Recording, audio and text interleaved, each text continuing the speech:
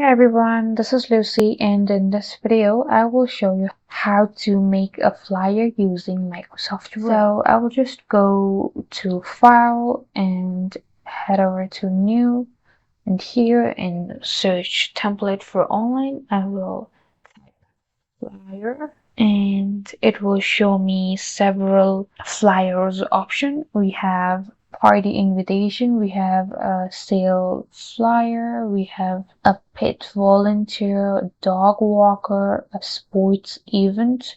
So there are several options to choose from. So I will just go ahead and choose this one. Here you will find this. So you can change this by clicking on it, and like that you can change the date, you can change the time, you can add info, and these are all the info. So if you want your background to be different, you can also do that.